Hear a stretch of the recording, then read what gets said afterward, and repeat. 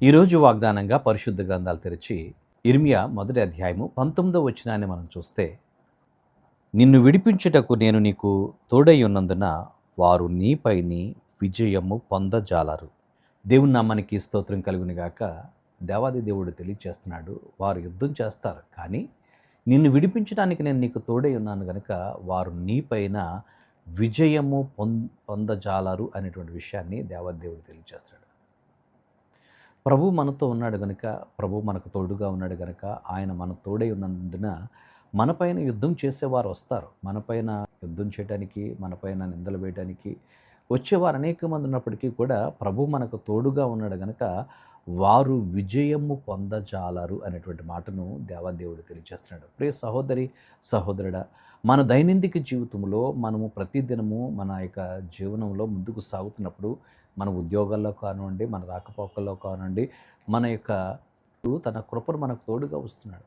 కొన్నిసార్లు నీతో పనిచేస్తున్నటువంటి వారు నాకంటే చక్కగా వీళ్ళు ఉన్నారని చెప్పి నేను ఏదో రకంగా ఇబ్బంది పెట్టాలని నీపైన లేనిపోని చాడీలు చెప్తూ యాజమాన్యానికి నీపైన చాడీలు చెప్తూ వారు నిన్ను బాధ పెట్టాలని చూస్తున్నప్పుడు ప్రభువు నీకు తోడుగా ఉన్నాడు. వారు చెప్తుంటారు, చెప్పుకునే వాళ్ళు చెప్పని అని అంటున్నాడు.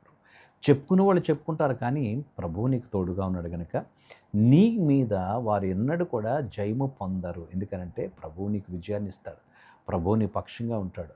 నీ చెయ్యి పట్టి నిన్ను తోడుగా ఉండి అన్ని విషయాల్లో ఆయన నిన్ను నడిపించేవాడుగా ఉన్నాడు అనేటువంటి సత్యాన్ని మనం జ్ఞాపకం చేసుకోవాలి. దేవాది దేవునికి మన హృదయాలు అప్పగించుకొని, ప్రభువా నువ్వు నాతో ఉన్నావు కనుక నీకు వందనాలు. నువ్వు నాతో ఉంటే నాకు ఏ బాధ ఉండదు, నువ్వు నాతో ఉంటే నాకు ఏ దిగులు ఉండదు గనుక నువ్వు నాతో ఉన్నప్పుడు నా విషయాలన్నీ నువ్వు చూసుకునే దేవుడివి. నా పనిలో కానీ, నా ఉద్యోగంలో కానీ, నా చదువులో కానీ నాకు నువ్వు తోడుగా ఉండి నడిపించేవాడు గనుక నువ్వు నాతో ఉండయ్యా అని చెప్పి ప్రభువుని నీవు ఆహ్వానించి, ప్రభువుకి నీ జీవితాన్ని అప్పగించి ముందుకు నడిచినప్పుడు నీ జీవితం ఫలభరితంగా ఉంటుంది. అట్టి కృప పరిశుద్ధాత్ముడు మనకు అనుగ్రహించును గాక.